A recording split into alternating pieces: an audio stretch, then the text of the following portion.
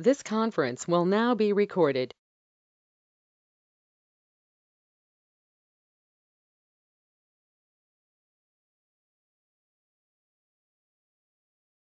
Forgot to turn the podium around. I'm running a little late here.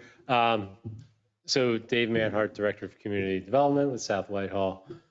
This is our fourth meeting of the Landscapes Plan, our third subject area meeting. Our first subject area meeting was the agricultural resources, where we had the panel speakers, and then we had the natural resources meeting, and this is the historic resources meeting. Chris has a presentation together with Jeff Marshall, our consultant. We can do introductions. I guess, Chris, go ahead. Good evening. For those of you that don't know me, I'm Chris Stroller. I'm the long-range planner here at South Whitehall Township. We've been working on this plan for about 2 months now. Excited to see this final resource meeting wrap up and get into the nitty-gritty here. Jeff, I don't know if you want to introduce yourself. My name is Jeff Marshall. I have a company called Open Spaces Historic Places, and prior to the last couple of years, I was on the staff of Heritage Conservancy for 40 years, being president for the last 10. And we also have here from staff, Greg Adams, a planner in our community development department. And I know a lot of you are familiar faces. Thank you to everyone who has been coming to these resource meetings. We really appreciate your input. As Dave mentioned, these have been the focus of the what and the who out of our resources that we're looking to preserve, and really identifying what partners, what members of the community, what staff, what departments in the township, everyone that is involved. And then as we wrap all this up and dive through our notes, we will identify really the final recommendations as this plan, and that will be the how and the when. Just another quick plug for the photo survey. This has been open throughout the summer.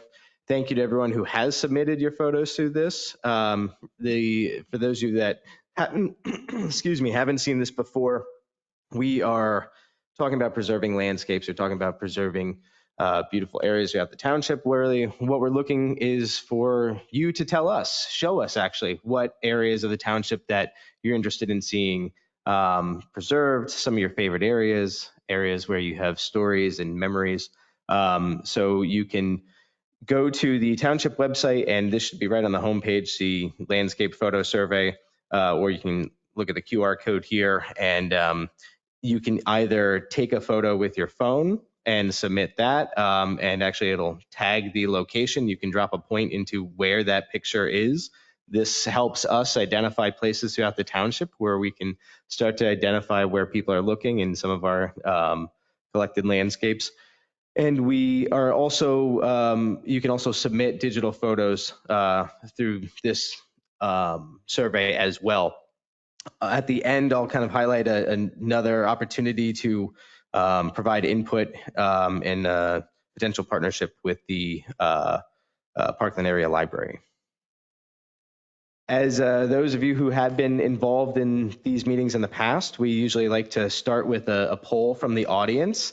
So I see you're getting your smartphone ready.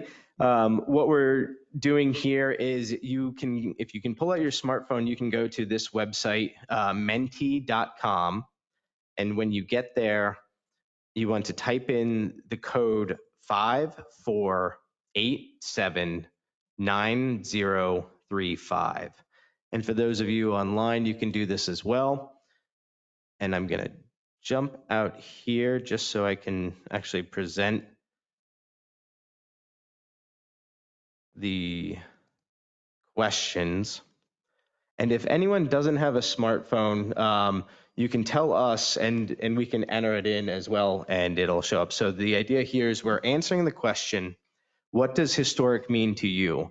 So I believe you should have the opportunity to put 5 different words in there. And as you enter in those words, then once you hit submit, you'll see your words start to pop up into this word cloud. The idea here is that the more words that are submitted that are the same, they'll get larger and larger. Yes, it is. Hold on, that looks like a different code.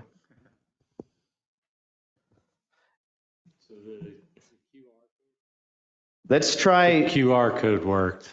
Okay.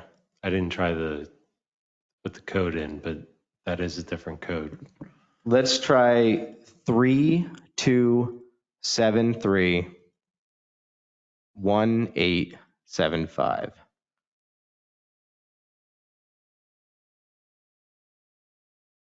Is that one working? And that code, again, it's small up here. 32731875. And just a tip that we learned last time, if you want to put multiple words in, put them all in before you hit enter. So I was only doing one word at a time last week. So.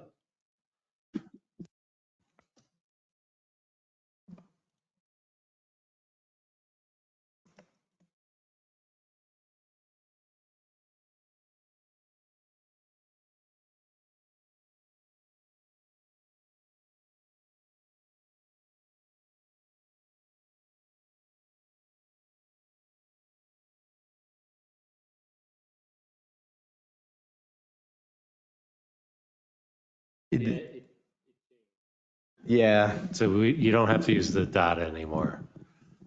Yeah. Yeah. Yeah, and actually, I think the previous code that I had in the presentation expired, and it gave me a new one.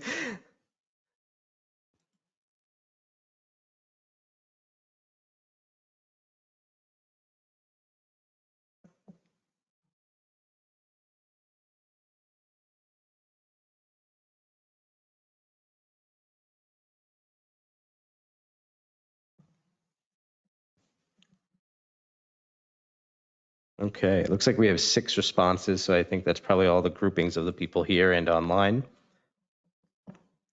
We'll go to, so you can see preservation has been submitted several times. Oh, here we go, still going.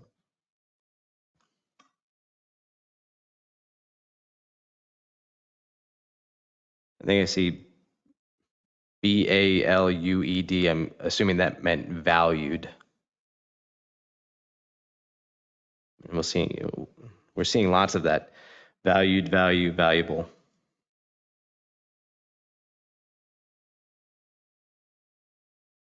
I like that. What does historic mean to you? Beginnings. I'll go to the next slide. What resources do you consider historic?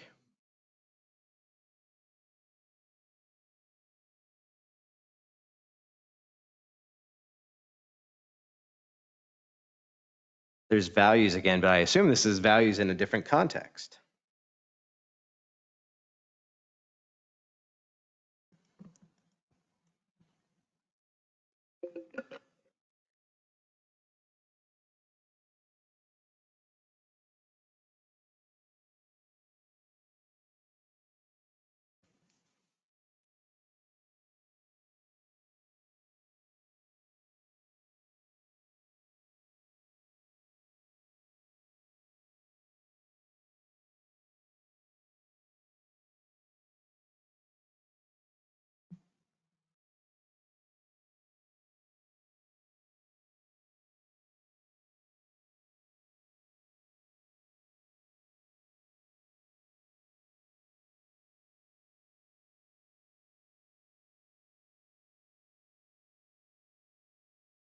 Okay, we're starting to see some duplicates. Where's dam, barns, structures?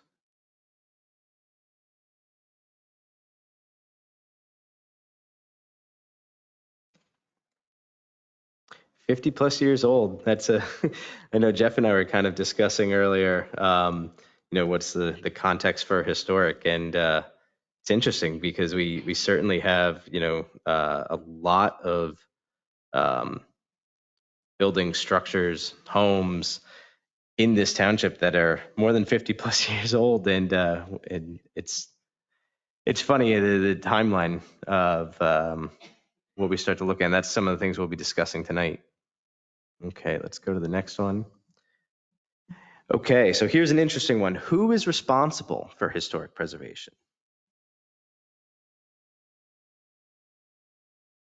And if you're not sure, you can put not sure.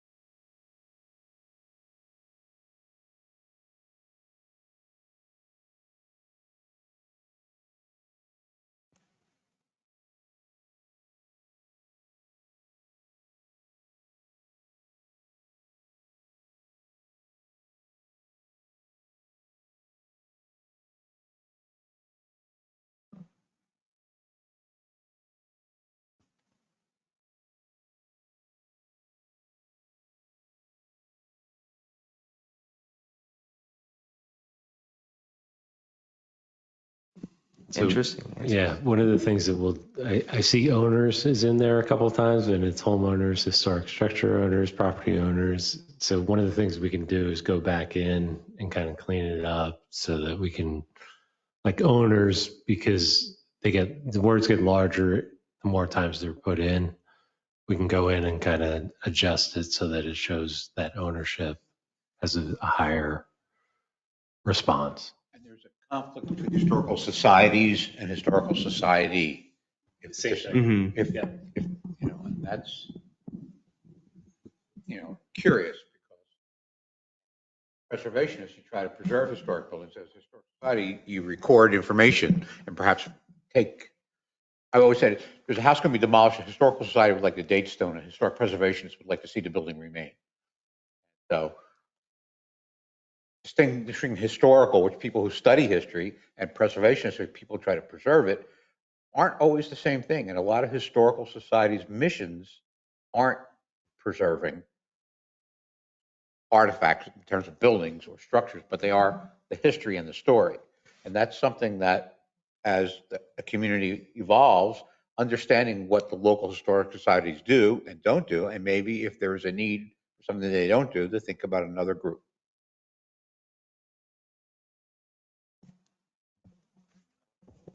Thank you, Jeff. No, it's very helpful. I believe that's the end of the slide. Thank you, everyone. Go back to the presentation here. So that really helps us, kind of start to think about what do we have, who's responsible, and where do we go with this? So as we kind of dive into our historic resources, we sort of asked the question, what are historic resources? And we saw a lot of different answers here. Some of the ways that we like to think about it in more of an abstract context, it's historic resources are really that physical evidence of our story. What is there? What is our story, and what are the pieces that remain? I have to credit Jeff for it's what makes us feel at home. What is our sense of place? What is our community? And we said really in the beginning of all this in the landscapes plan that we're looking at what are the character defining elements of our community. And I think that's a big piece of history. So sometimes it might be the oldest structure in the county, in the state, wherever, but it could be equally as important as to that one iconic piece of that one iconic roadway or that one iconic landscape. So we kind of talk about tangible and intangible as far as our resources. The tangible resources, certainly all of our structures, our properties, our buildings. But then I also think of history has a lot of intangible qualities as well. It's our stories, it's our traditions, it's our heritage. It's I think someone said values. I don't know if that was intended to be in there earlier, but it's passing along the history of our place. And I think that's also something that this plan we're trying to figure out. There's a lot of on the ground work that we can do from a preservation standpoint and really looking at the tangible resources, but we also want to establish a foundation for understanding how we can collect the intangible information as well. So when we ask the question, what makes something historic? We often like to talk about themes in history. Um, and these are a couple of the themes that we've identified that are certainly prevalent in the township. This helps us frame when we're talking about a historic resource, what is the story that it's connected to? What's the theme that it's connected to? Agriculture is certainly big in this area, and we can go back to the beginning of any settlement here, and you can connect to agriculture. Architecture is very visible. We also talk about education as an example. We have a lot of old schoolhouses and educational institutions, that sort of thing. Um, Settlement in my mind is some of our old villages, some of our older communities, and why people settled in one place and why neighborhoods were built up over time. We have foundations of industry. We certainly have a lot of historic churches and religious entities. And then transportation is an interesting one. I know we were talking earlier about, where did we go before there were highways? How did we travel? What are the remnants of that, those historic corridors and travel? And then moving on to trolleys and railroads and such like that have played a big impact in how the community grows. And you think of these, we're talking about stories, think of these as chapters, headings of the stories you're trying to tell.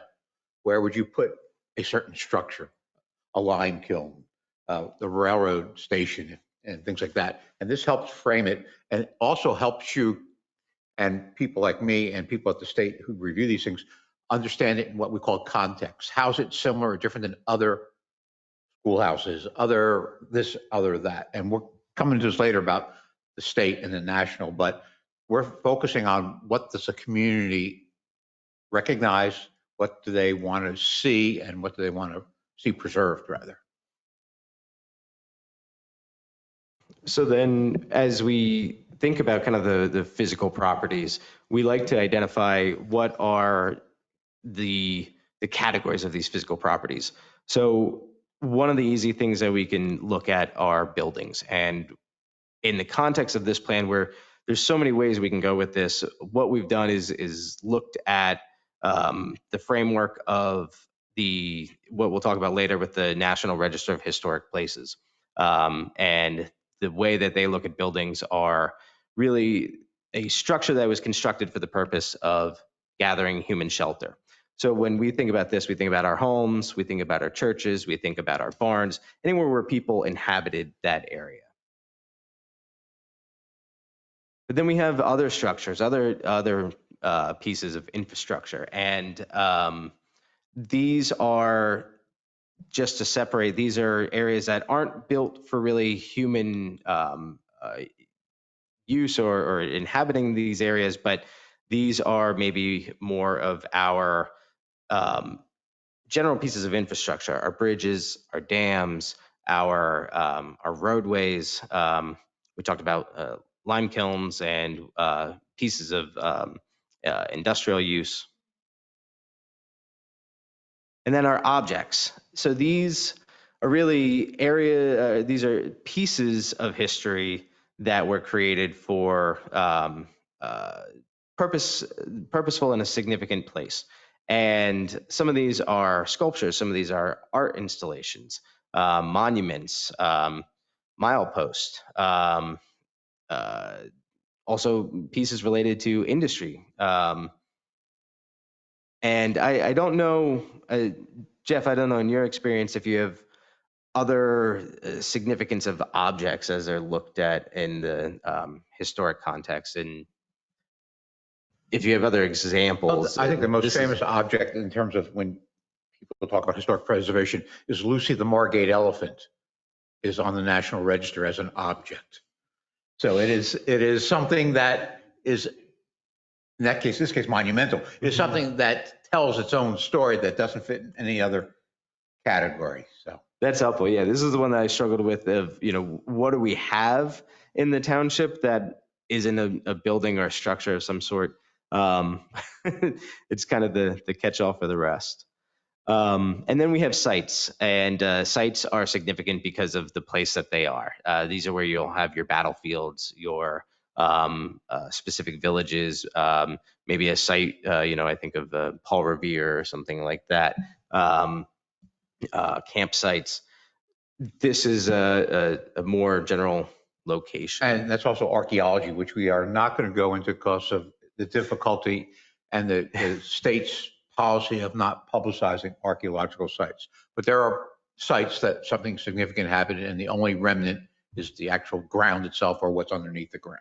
So when we went through all the analysis and the state valuations, we're not going to cover those for a lot of reasons, unfortunately or fortunately. So then really, if you have a lot of these resources or a number of resources in one connected area, you can start to talk about a district or tie it back to the beginning, a landscape. To me, this is where we have our corridors, our congregation of a number of resources, and this is where we start to look at from the township, this to me is the goal of the landscapes plan. Do we have greater, more than just one object, one site, one home, but do we have areas that have a connected story? So as we have all these categories, one of the ways that we can start to look at preservation opportunities is understanding how these historic resources are actually classified.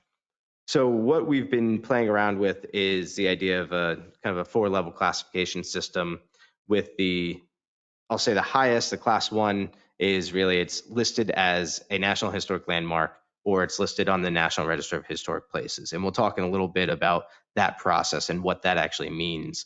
But that's of federal significance. So that really, and Jeff can certainly talk a little bit later about how in-depth that process is, not just from the story that you're telling with it and the categorization, but the review of getting that significance. Class 2 is that it's listed on the state level with the Pennsylvania Historic and Museum Commission's list of nationally register eligible resources. So these are the ones that will hopefully get to that class 1 or get to that National Register of Historic Places. And there's enough information there that says that these are significant enough for the state to consider nominating them. And I'm just going to interject. It sounds a little bit strange. The reason that there is an eligible list is that to be listed on the register, you have to have owner's consent. And to get listed on the National Register, usually the owner who applies. Whenever there's any federal or state projects where they have to consider historic significance, a consultant is typically hired to do this evaluation, and then the state reviews it and says, where somebody submitted, we think it would be eligible. So it's afforded that protection without actually being listed. So it is a specific designation that you get through state, which is it's deemed eligible, but for one reason or another, no one has gone through that process of actually getting it listed. So then we have this third class, which is really what we're trying to get to the heart to as part of this plan. And this is that it would be listed in a local registry of the township's resource inventory. And what we're trying to do is develop a process for this. And the main purpose of this is there's a lot of process involved in the first 2 classes. And we certainly have a number of resources that are worth preserving, worth identifying, and worth signifying that they are historic and important to us as a community. So this third class is really for the township to recognize that importance and establish that credibility. And then the final class is, again, this is kind of working your way backwards. It's a historic resource. It's something identified, but we haven't really looked into it yet. So this is where we have a number of items that we've looked at as part of this plan. Many of them we have an idea of their significance, but we haven't done enough to identify, is it eligible for the National Register? Is there enough in there to list it on a historic resource inventory just for the township? So the idea is that you can move resources up the ladder as they are identified. Just with regards to the class 3, so township significance, they've been identified in the 2009 comprehensive plan as class 3. In the current comprehensive plan, we use that list. That list is primarily, that list and above shows up on our official map. So that's another thing that we can do, is set a policy. These are just examples of recommendations that are probably going to be put in the plan, and kind of give everyone an idea of why we're looking at these classes. So a class 3, we could have a set of recommendations, one of those being put it on the official map. So the action by the Board of Commissioners, they designate something historic, we can put it on the official map. Or there's other things that came out of the comprehensive plan where we talked about adaptive reuse. And one of the things that came up in conversations during comprehensive plan was the importance of having historic structures occupied, because that helps with maintenance. If they're unoccupied, they often fall into disrepair.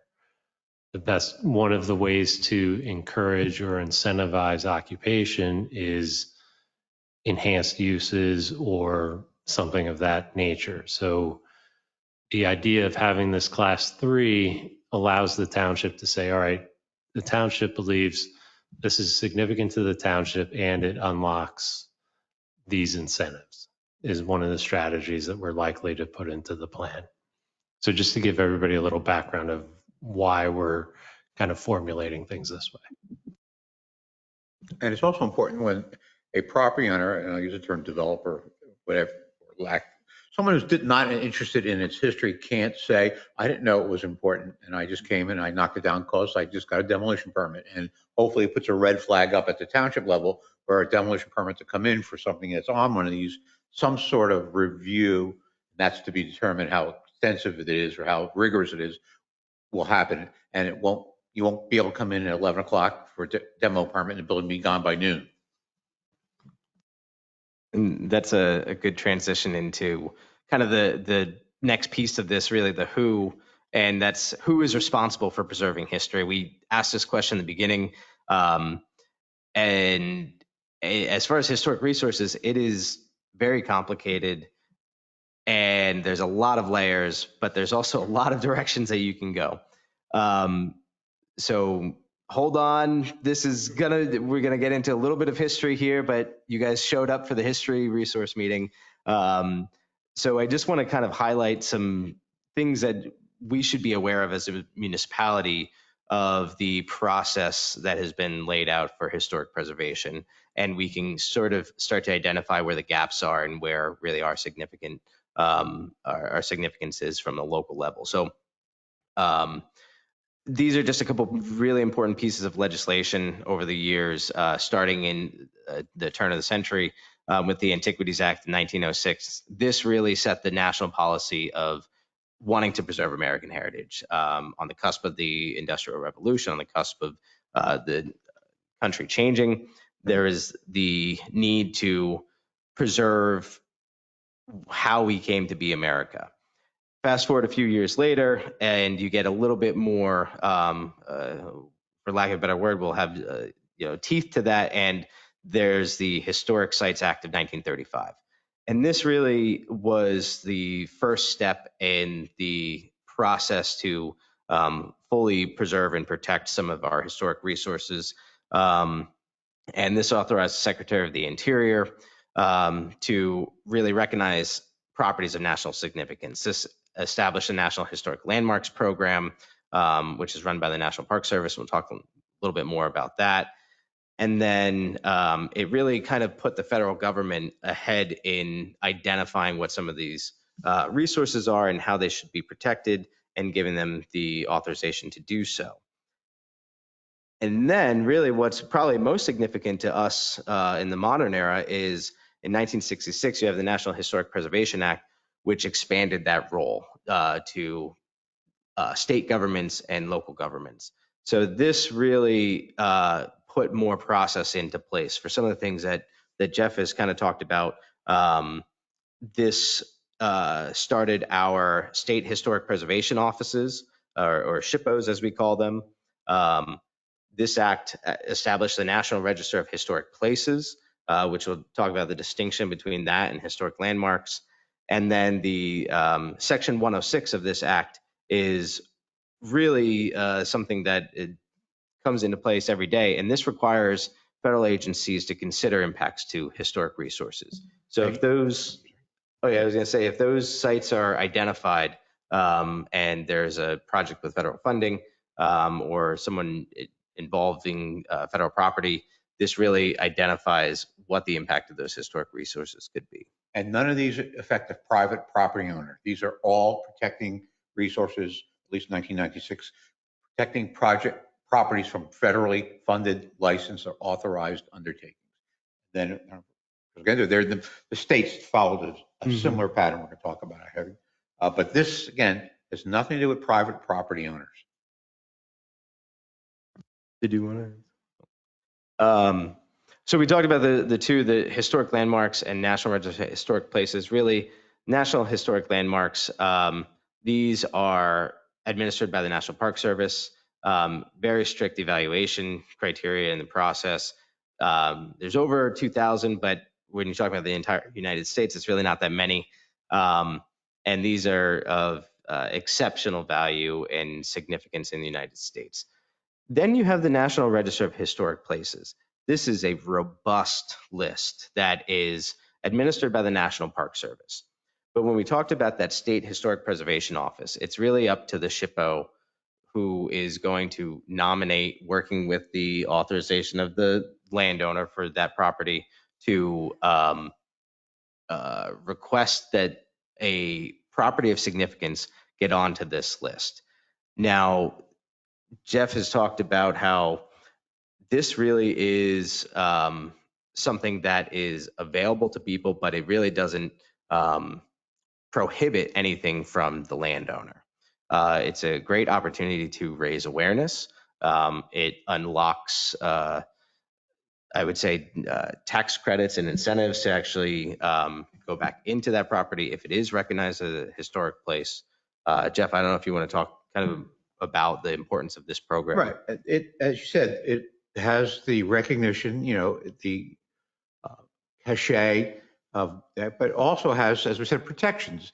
As I said earlier, any national funded, licensed, authorized undertaking, and then parallel through the Pennsylvania History Code that is occurring, if you need a state permit for a sewer line, that means a subdivision.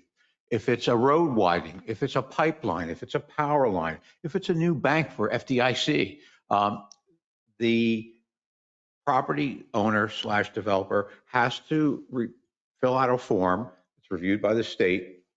Does this project adversely affect a National Register listed or eligible site? And if so, what can be done to mitigate that adverse impact?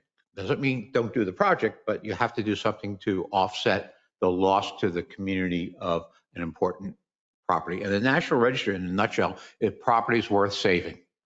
And the National Landmark are properties that are important to the history of the United States.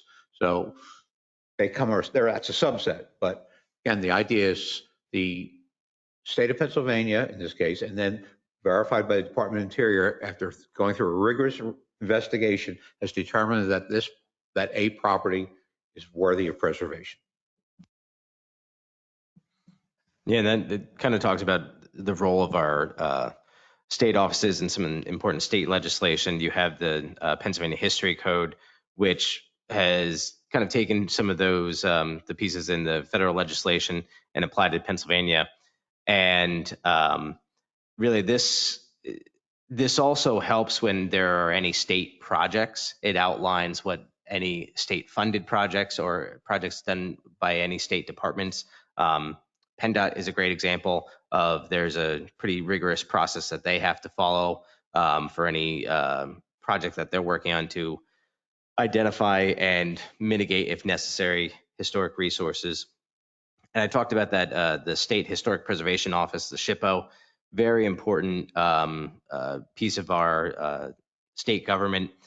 And they not only act as the conduit to the National Park Service and the process to elevate properties for historic preservation purposes, but they have a ton of resources. They do a lot as well in identifying what some of those resources are, including some of the archaeological investigations, and they'll review, I believe, they have the state preservation plan, and they sort of set the guidelines for Pennsylvania as far as what are we doing as far as preservation. So definitely an organization that we should be working with and should be looking to for guidance on how we can preserve at a local level. So some of the other partners involved in that, the SHPO office is actually out of the Pennsylvania Historic and Museum Commission, which is a designated commission in PA. And the other piece of the PHMC is they maintain the state archives. They run the state museum, and they work with museums all over Pennsylvania and have a lot of resources. So that the SHPO, really the kind of almost regulatory side and more official side, is a piece of Pennsylvania Historic and Museum Commission. On a more local level. Before you go on to that, I would Yeah. interrupt for one thing, because the Pennsylvania Historic and Museum Commission also helps certify locally zoned historic district. In 1961, there's a historic preservation law passed that allowed municipalities to establish locally zoned historic districts. That's where the teeth comes in, where certain communities like Bethlehem and others have a historic architectural review board that says any proposed changes to the exterior of a building in this historic district needs a certificate of appropriateness. People often get confused between that and the National Register, because they're both called historic districts and they both may have the same boundaries, or they may not. But the only governmental regulation that says to a property owner, you can't do anything you want to a property, is if it's located within a Pennsylvania Historic and Museum Commission certified locally zoned historic district. And those are few and far between. Typically, they're cities and towns where the community feels that what 1 or 2 or 3 or 10 property owners do will affect the entire community, and they want to have some internal regulations. So people get that confused all the time when someone says, I don't want my house on the National Register because I don't want somebody telling me what color I can paint my shutters. That's not what the National Register is about. That's what a locally zoned historic district may consider, or most of them don't even consider paint colors anymore. But before we go on to the local nonprofits, that is something that's out there in the world of historic preservation under the auspices of the PHMC. Jeff, is there anything else that, as far as the significance of working with PHMC or SHPO, and this is where it gets very in the weeds of the requirements that they have when reviewing certain items, but also the resources that they can provide. Yeah, there are several grant programs that they provide for properties that are eligible. And I might as well say it, because people don't realize it. As a property owner, you cannot nominate a property to the National Register. You has to come from either the State Historic Preservation Office or a Tribal Historic Preservation Office. So they are, as you said, the conduit. They are the legal mechanism by which a property gets nominated.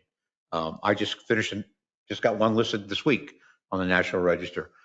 And just a sidebar, it was from 1961. So it doesn't have to be from the 18th century. It was designed by an architect named Louis Kahn. It was the Esherick House in Philly. So I had to go through the state review, and then they review it, and then they send it down to the Department of Interior. They responded to the Department of Interior's inquiries. They just called me yesterday and just got an email again today. We need, dot the I, cross the T, but it's been listed. So you can't do it without them. So they do have some resources, few and far between. But that's the game to get historic designation. So another organization that we should be considering on a local level is the Lehigh County Historical Society. So this is the kind of local nonprofit in the area. They operate the Lehigh Valley Heritage Museum in Allentown. They have a huge archive, tremendous research library, a lot of the history that we have available, whether it's been books produced. I know this book, if anyone has seen this, the bicentennial book, I know a lot of information sourced for this was from the Historical Society's museum and library. They run programs, they help establish educational programs and curriculums, and they administer 7 sites, museum sites throughout the county. So you might be familiar with Haynes Mill, down near Dorney Park. So this is actually a historical society managed museum and property, and they're a good partner to consider as far as how we're preserving, how we're interpreting, and how we at least kind of identify not just maybe one piece of history, but where it fits in the larger context, because they have a lot of that already. So I think it's, we talked about really the federal level. There's a lot of regulation and process there, but one thing I've heard is historic preservation is most effective when it's managed at a local level. And we talked a little bit about this, and we're kind of just setting up the guidelines of, organizing how we look at historic resources, how we collect information on historic resources, what partners we need to work with, and how we identify the process to preserve those resources. And as we mentioned, there's a lot of information available. Working with SHPO and PHMC, we've talked a little bit about historic district ordinances. There's definitely a huge push for heritage tourism and identifying, not just what the one property is sitting on its own, but when we come and talk about the landscape, is it something that there's enough resources there that we can actually promote as a historic district to come and visit and to actually come and experience the story instead of just driving past maybe a building with a little sign. Even when we start to get into construction and rehabilitation and starting to look at some of the resources that are that are there. And I think one of the key aspects of community preservation, and what, as an outsider, seeing what these guys are really advocating, is going back to who's responsible. These are private properties, but it's public history. And so that's a dilemma. So what many communities try, I'm sorry, not enough communities try, but this community is trying to do is what can they do to help incentivize property owners, make it easier for property owners who bear the responsibility of preserving the community heritage to make it easier. And that's what, alluded to earlier about perhaps, some different types of zoning or whatever, or local grants, or finding local resources or experts to help, because they want to make it easier for the private property owner to help to protect the community's heritage. And that's what, Chris says, that's where it's most effective at the local level, being able to call the township and say, who can I get to fix a window? Where can I get a small grant? What might be available? And what can I do with my building to help make it sustainable? I think that's really most of what I have as far as the resources, and we'll open up kind of here for more of discussion. Really, the next steps of this plan is, as I mentioned, we have just almost an exhaustive list of resources to go through. But the idea is that this plan sets the process, and then the idea of historic preservation lives on through what we do as a municipality, what partners we engage as far as identifying, I believe it's certainly a public-private partnership in a lot of ways in most of these resources that we're looking to preserve are privately owned.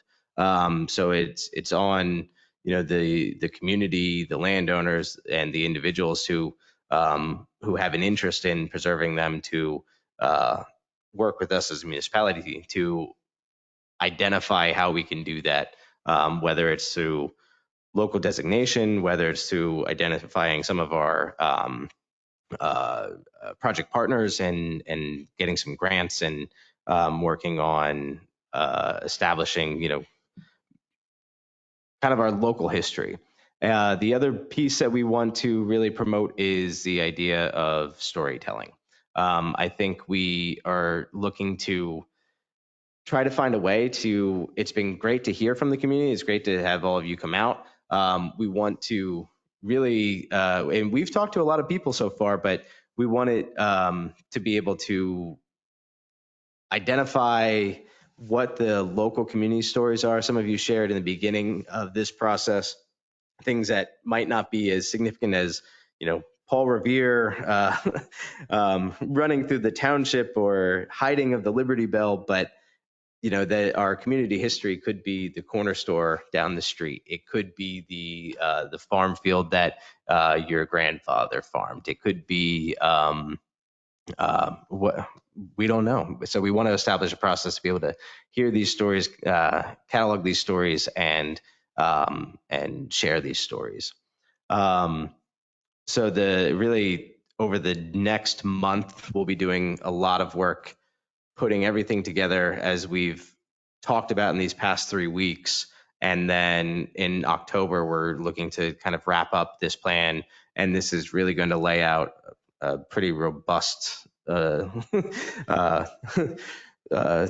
approach for what recommendations and strategies we have for preservation, not just with historic resources, but natural resources, agricultural resources, and how they all come together, and the things that we've talked about over the past month. And I want to reemphasize the fact that, the township needs to reach out to the community to get the stories. Getting designated as either a local or a state or a national historic site has to do with something called significance. Why is it important? And it could be because something that happened there, or that it's associated with somebody locally important. Those stories have to be teased out, because the other aspect is its architecture. You can see a building that is designed by a famous architect, or that's from the 1730s. And almost anybody can say that's significant because of its architecture. But that's not the only way you get listed. It could be the home of one of the early settlers. It could be the home of somebody involved in developing Greenwald, or it could be it's called its association with a person or an event. So until somebody knows what person or an event happened there, or if a person or event is related to that, you can't really assess how important a property is. And a building that's associated with somebody of even local importance from the 1750s, they don't expect it to look exactly the same as it did, but it has to maintain its character. And so a building that may have alterations may still be eligible because it still tells the story of that person.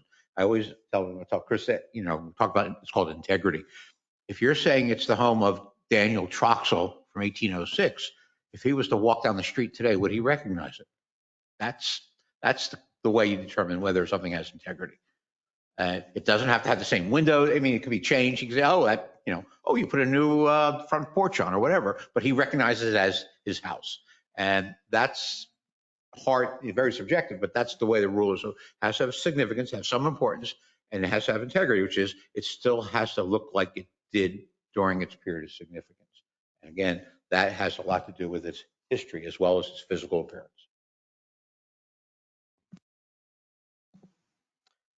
So with that, I'll open it up for discussion or questions or comments.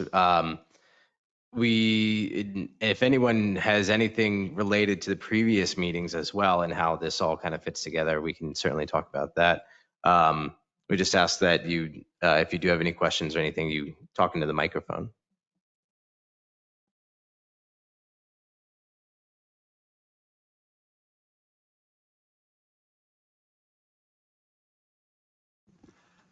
My question's for Jeff. being an outsider to South Whitehall Township, what resources in the past couple months have you had an opportunity to see or explore, and what have you recognized as potentially, as an expert, but as someone who's not in the township on a daily basis, what have you seen, and kind of what have you enjoyed seeing in the township? I'll start with what I enjoyed. I am a barn geek, so you have a wonderful collections of barns in South Whitehall. Some very representative, your typical stone barn with the brick ventilators, to an outstanding one with a whole series of arches and an arcade. That's probably one of the best barns I've seen in 15 years here in the township. So the agricultural heritage is important. We didn't mention it specifically, but there are 4 properties that are listed on the National Register in South Whitehall. 2 covered bridges, the Haynes Mill, and the Dorney Crossroads. So we saw 3 of the 4 today.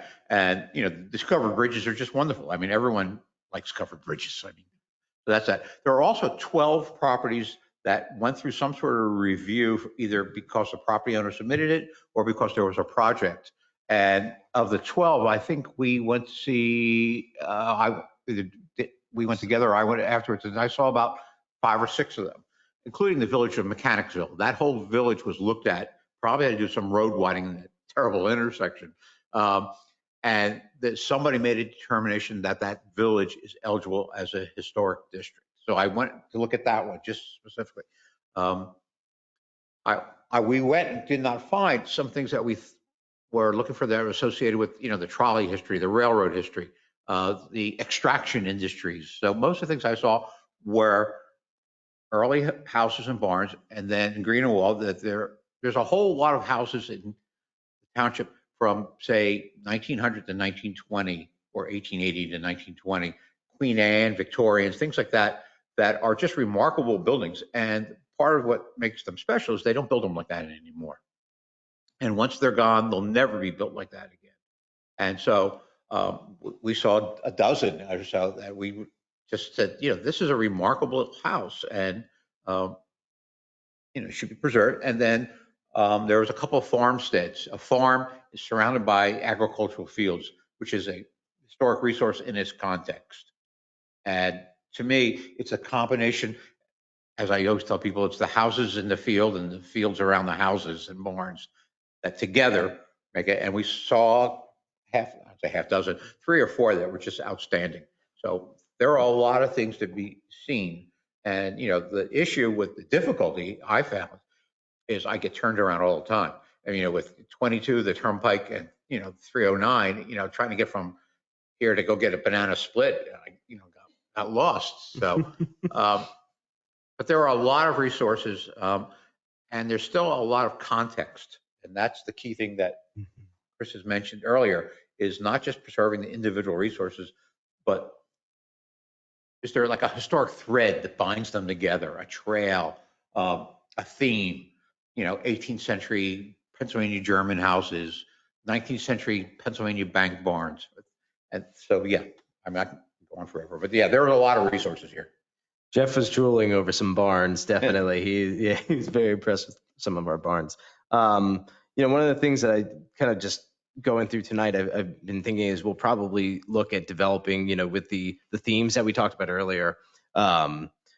We have a lot of themes of history in this township, and we have a lot of resources that are intact. Some we'll be able to preserve, some we won't be able to preserve the way we want to, just because it's either private property or the resources are too great to put into the preservation that's needed. But there's the idea of the tangible preservation and the intangible preservation. So for a lot of those themes, some of the things that we can kind of identify is, agricultural history. We might have areas where we can visually see it, and then we might be able to kind of showcase whether it's through a story or something from the township, or working with the library. If there's books or something related to that, there's certainly a lot there that we can kind of fill in the gaps as far as those themes. I mean, we talked to a farmer today, and he talked about a tobacco barn. I don't think of South Whitehall as being a big tobacco growing area that would have a tobacco barn or a series of tobacco barns. That story, that chapter is gone. And intangible now. So you need to capture the stories. We looked through the gentleman's a photo album from 50 years ago, 60 years ago. That's between tangible and intangible. They'll be gone soon. And as much as I thought the kids were cute in their snowsuits from the 1950s, seeing the chicken sheds, the whole rows behind the kids, they're all gone now. And unfortunately, people will be gone soon. But trying to capture those is important. And that's what we're trying to call attention to.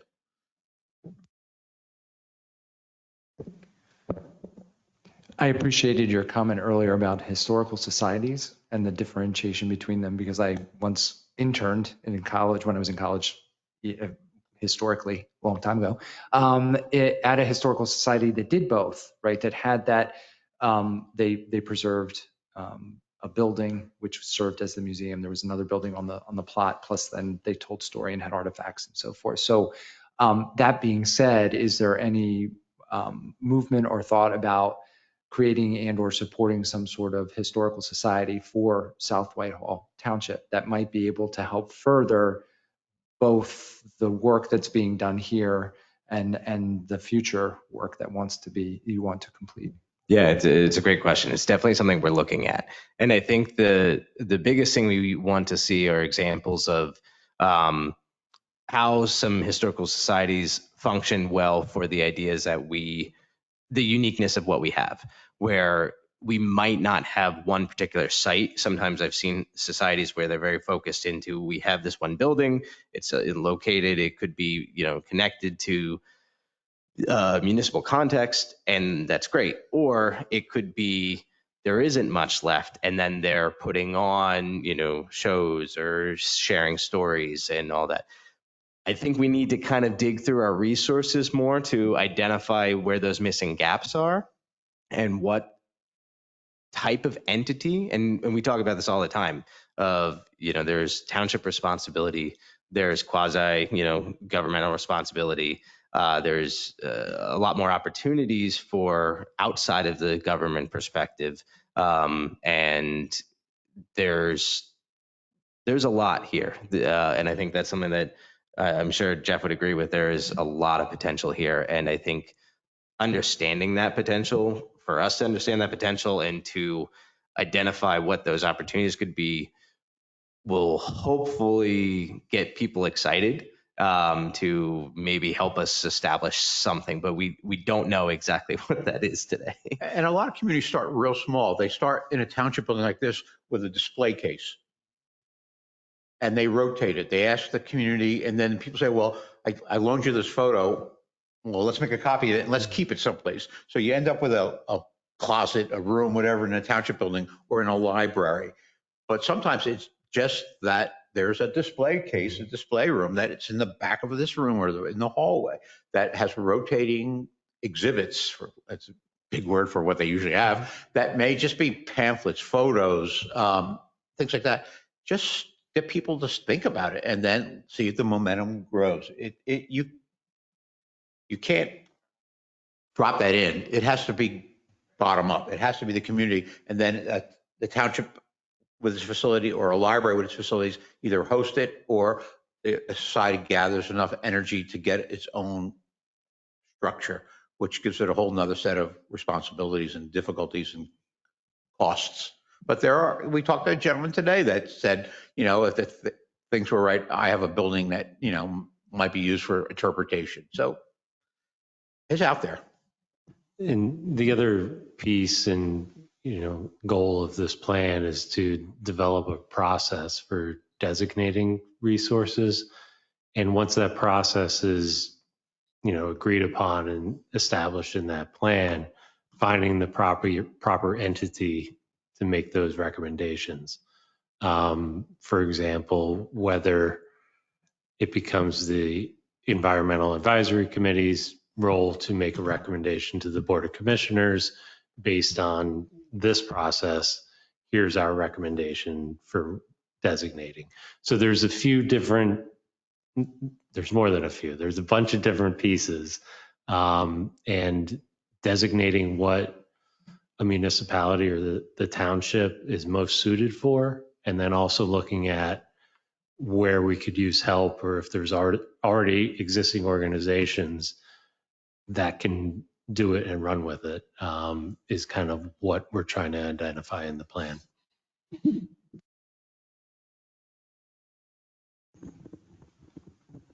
So one of the things I like to see is the storytelling and to get that groundswell. So the first meeting we had, July, somewhere around there. The next day came. The following day, I called to Citronia to get the contact of the last founder of Citronia Ambulance. He was still alive. He died the day before. So I would like to see, and I mentioned this earlier, where you can get a group of people together that have the history, old Greenewalds in the firehouse and the old firehouse, and just let them sit around and tell their stories so that the word gets out that this is what we're looking for, because there's half a dozen of us here, but there's so many more people who know somebody about the history of something in the township that's 90 years old, that the longer we wait to reach out to them, the fewer opportunities we're going to have to get them. So maybe in November, pre-holiday, we set up a meeting, whether it's in Greenewalds or Citronia, where you have a core of people who know the stories. It doesn't have to be a home run right out of the gate, but you get them together, get them start talking. As the holidays come around, they start, hey, we had this meeting, we have another one planned in the spring at some time, to try to build up that groundswell, and that when somebody passes away, they go through their stuff. Is there pictures? You mentioned the pictures of the chicken coops, right? That's the stuff that we'd want to keep, maybe. So try to, I understand you want to plan, and that's great, you're planners, but sometimes you got to kind of jump into the fire and then just stoke it a little bit to get the interest before you miss the opportunity. Yeah, no, Chris, you're absolutely right. One of the things that I'm excited about is in kind of the same theme of what we've been talking about and how do we work with people is I've been talking to the library, and they're very interested in kind of helping us host something like that. They have a very active senior program, and we've talked about for even identifying specifically for this plan, but also the idea of just sharing stories, that the library would be willing to host an event that we can have in the context of come in, share your stories. If you have old photographs, they can help you scan it. If you want to try to, fill out that landscape survey and answer some of those questions, that they can help do some of that. So we're looking at actually trying to do something like that in October. We're trying to figure out the dates, how it fits in with this plan, because as Dave mentioned, we have a lot of the stuff that we need to do as far as we want to establish that process so that we can go through our 70 resources here that are identified and start that kind of designation process. At the same time, we also want to make sure that we're available to kind of hear the concepts of history, but it's not all going to make it into this plan. But where does it go after that? So that's what we're trying to figure out, is how do we gather this and then keep it and then share it? But I think you're absolutely right. We had talked about just, I'm sure you could gather, probably a dozen people at some of these places where you can just sit around and have a good conversation. I see it being something, that can live on well beyond this plan. And I think I wrote down earlier, story sharing, the bi-monthly story sharing or something like that. And it becomes, maybe that is a function of something like a historical society that we would need. Maybe it is something that the library would be interested in picking up. Maybe it's something that we would be happy to, host something like that here in the township building. I really love the idea of, as we talked about, spreading it around. That's something that I wanted to be very cognizant of, in not just, focusing on our history where our historic resources are prominent, but people live everywhere in this township, and the people are our history, and their stories are important. So it's great that we can have people online and we have this great building, but we also need to go to them as well. So we can definitely try to line up some of those, and I'm sure we'll be asking for your help in getting some of that. Going to them. I mean, this is a wonderful building, and my taxes money was put to wonderful use. It's beautiful. But when you get somebody who lives in that neighborhood into a building that may not have been in for a while, kind of rekindles some of those stories. And they can walk down the street potentially to go there. Or the person who lives at the old Greenwald house says, I did not know that, as they sit at the meeting. So I think, yes, this is beautiful and I get it, but sometimes it's better. I think it would help if we take it on the road, so to speak. And, that was, you mentioned the first meeting that we had for this story, or the landscapes plan.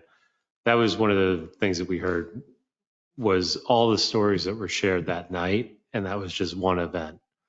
And the ability to collect those stories. And somebody mentioned that the story is often what makes something significant. So if we don't know the story, we may not know the significance. So the importance of gathering those stories is not lost on us. And, even going back to the early days of the comp plan, when we had events at each of the schools, the elementary schools in different quadrants of the township, we were hearing stories. We were sitting around a map and we're hearing stories about, oh, this was so-and-so. And so I totally understand what you're saying about having these separate, when you go to the location, you're going to get a different perspective than somebody coming to the township building. So it's definitely something that we've experienced during the comprehensive plan process. Before I forget, my neighbor, when I ask her where she's from, she says Crackersport. And she knows, who used to live there and where that Vivo restaurant was. And the person that owns that big car lot off 19th Street, he was from there too. And so she talks about the names, and I showed her that little part of the map, but she couldn't read the names.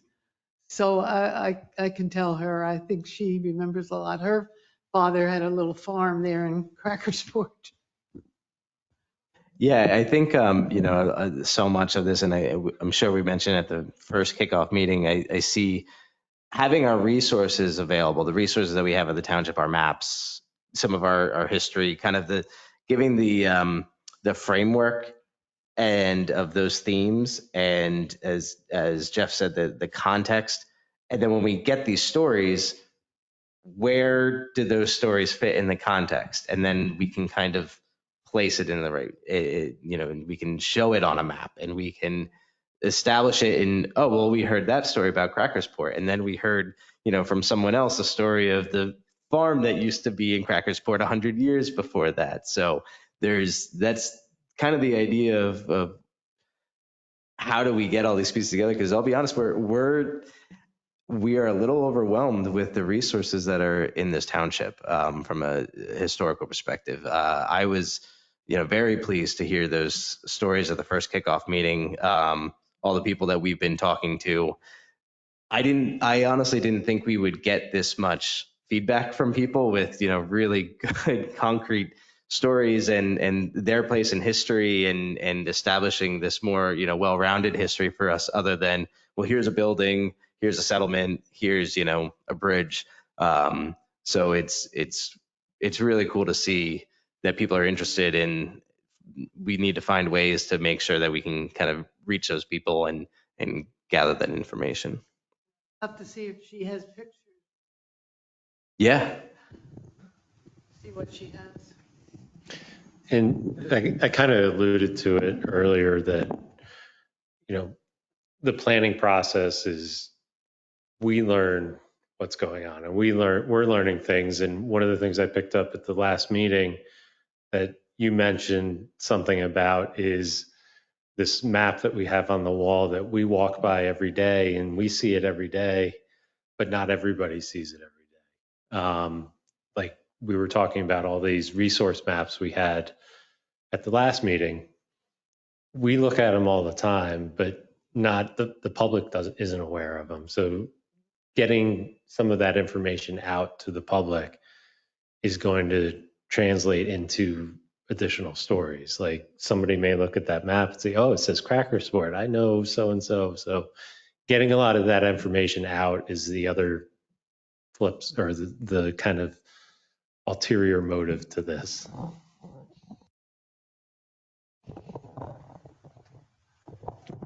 I just had a suggestion based on what Chris said. You have a lot of organizations in the township too, with a lot of people who are highly networked, highly knowledgeable, know a lot about history, you know, fire departments, who have a lot of members who know the history. You have a lot of church congregations.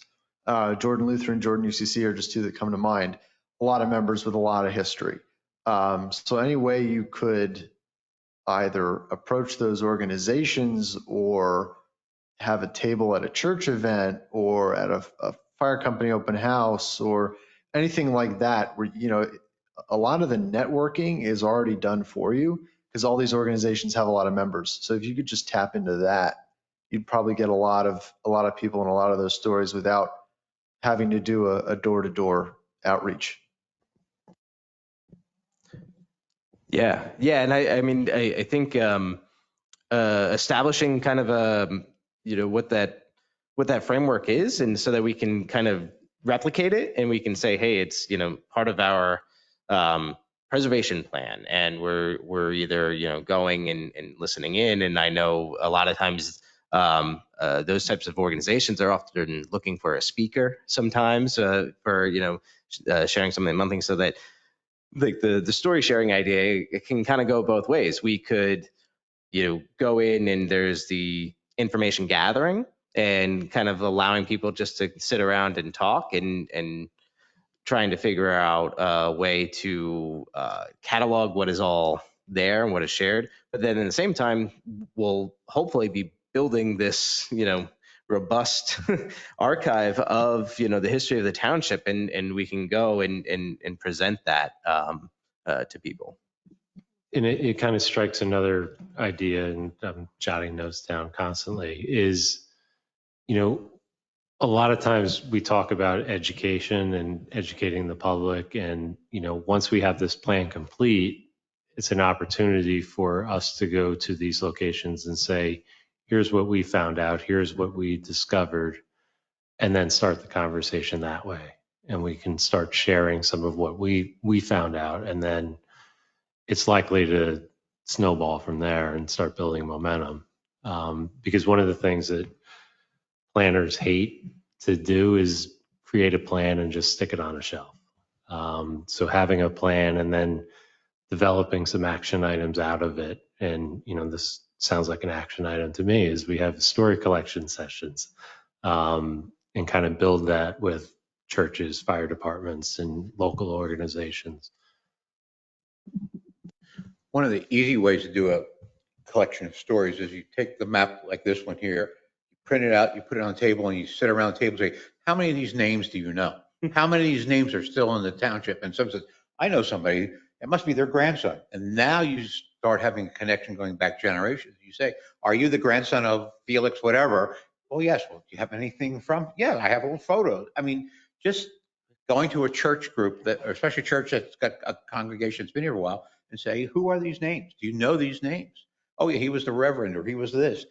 You know, issue is not how do you start, it's how do you stop it, because it just starts going, because there's just a lot. Yeah, I know that certainly is my big fear of, hearing all this information, then what do we do with it? And it's, that's where we need to kind of reach out to other organizations and those that are better at, receiving information and preserving it and interpreting it and sharing it. for us to figure out, is it something that we have the capabilities of doing, or we, as mentioned before, we work with someone else. I don't know if anyone else has final thoughts on where we are with the plan or anything else for the good of the group. But as we've mentioned, we certainly have a lot to do. I will probably be reaching out with information not only about the final wrap-up meeting, but for the event with the library. We'll be planning that this fall, and then ideally starting to look at some of these other storytelling events. But really, over the next month, we'll just be taking all this information, putting it down into the plan, and developing recommendations. Yes. Oh, yes. Monica, can you, it looks like you're unmuted. Can you speak there, or? I can. Can you hear me? Yes, sounds good. Okay, wonderful. Okay, we are spending a lot of time on resources, and we're speaking about implementing a process on how to get these resources recognized. And we've been doing this for a long time, since the comp plan discussions, and here we are. And I think the progress is wonderful. I don't know, since I'm not there, who said this, but it was noted that how a BOC can add a resource to the official map.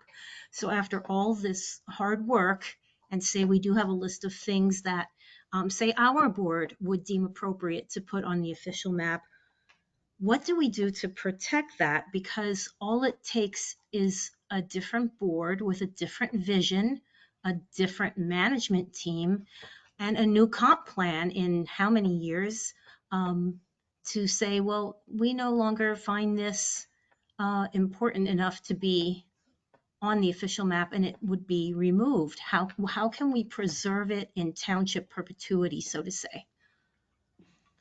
So I think that this is Dave. I made the comment about the official map.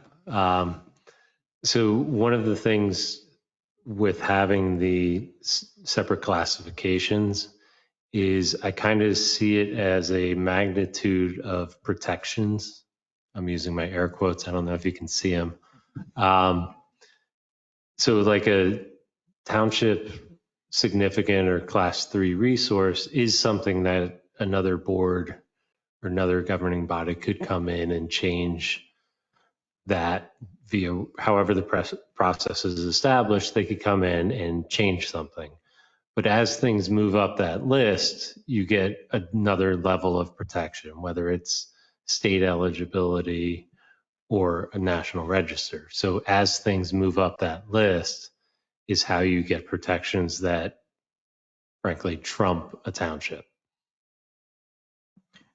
Yeah, I know it's a great question, Monica, and I know it's something that we are certainly struggling with as we are trying to develop this process for designation and make sure it can sort of stick. I know this is something that I, working for years in land preservation, have always grappled with, as far as, you can certainly deed restrict the property, but then you can unrestrict it, or you can, designate something. And so to me, there's always the additional layer of protection for something that is critically important. And I think that's where involving, certain legal mechanisms, easements, acquiring properties, owning properties, other partners involved in dedicated organizations. So we look at this sort of the class 3 of getting it onto the board and the township's radar, as far as it's a legitimate historic resource, as kind of the first step to, looking at, our options, we could see, that property being preserved. And then the other piece that you just triggered another thought, is if it's designated a class 3 and we have incentives built into that designation, and the property owner takes advantage of those incentives, the requirement could be a permanent deed restriction or some sort of permanent legal agreement to preserve that in perpetuity, because the last thing you would want is somebody to take advantage of an incentive and then however many years later, not hold up their end of the bargain. So there's legal mechanisms that we can do to lock in certain things. But taking it a level up, I think you've alluded to it, but specifically, once the class system has been delineated, then there are a number of communities throughout Pennsylvania using the municipality's planning code that have given different tiers of restrictions and or benefits associated with the different class ranking. And restrictions can be, you can't demolish it for 30 days, is an easy one.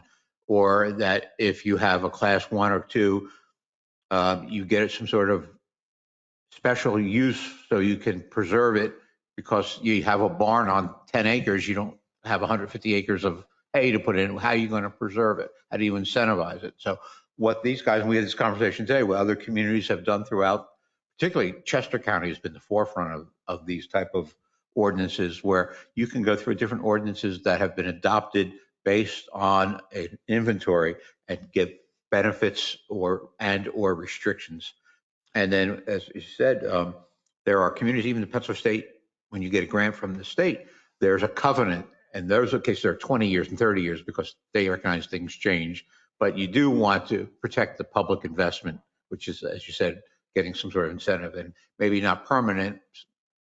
We both come from land. Chris and I come from the land conservation. We love permanent, but in historic, permanent is a long time and things change. And I've learned that maybe a 20-year or 30-year covenant is enough so that, we protect it.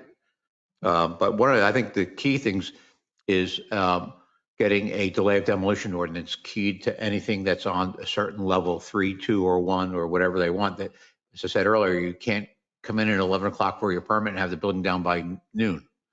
And Chris and I are driving around, we're talking about, if you have a class 1 or 2 to get a demolition permit, you need to have the building documented. And you can't get your demolition permit for 30 days or until that has been done, which is better than nothing, but it certainly isn't, end all and be all, because once you try to enact a lot of historic preservation restrictions, people will start calling out private property rights and being at quote taking without being compensated. So it's a tough road to hoe, but there are ways to slow things down, which courts have said has not caused an economic burden and therefore not a taking. But there are, to your point, there are ways that these guys will look at depending on what the Board of Commissioners want and what the Board of Commissioners hears from the community they want, because it's the community that's being policed. If the community says we don't want anybody to tell us what we can do to our buildings, the board will listen to that. If the community says we think our heritage is important and we are willing to give up some of our rights to protect that, then the board will listen to that. So Monica, just to answer, it'll be in the plan. Thank you, Dave. I also had one other comment, if okay with you. I was just thinking about ways to gather people and elicit more information from the groups that we have that have lived here and know our history and have been part of it. We have a nursing home right here in South Whitehall Township. Actually, we have 2 assisted living facilities. I was wondering if it's possible to have a representative go there and speak with people living there that may have stories to tell as well, because that's where we're going to get a lot of our stories and our history from our older generations. And I don't know if it's possible or if it's even legal to go into a facility and ask that, but it's just a thought. I wanted to throw it out there. Thank you. Yeah, this is Chris. That's a great idea.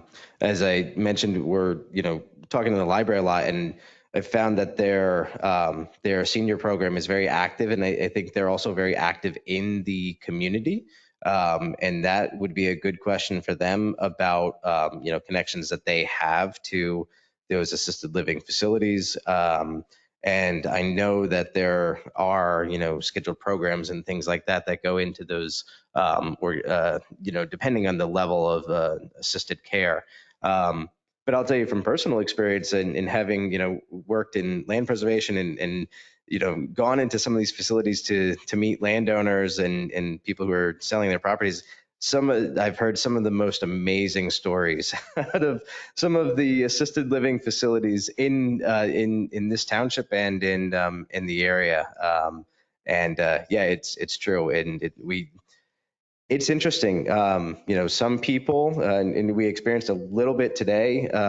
Some people are happy to sit down and tell you everything. Some others, they're, it's you got to warm up a little bit, and sometimes you can go to them.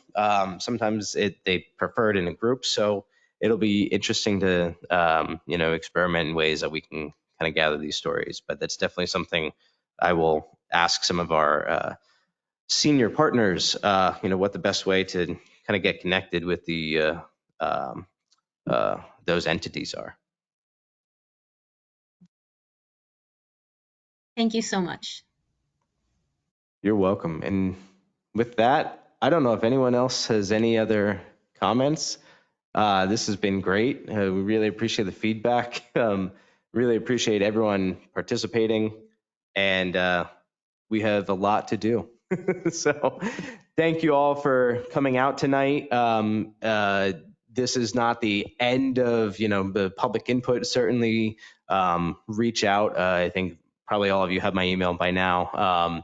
If anything, if you have any questions or any final thoughts or ideas, please send those our way. Send us your photos.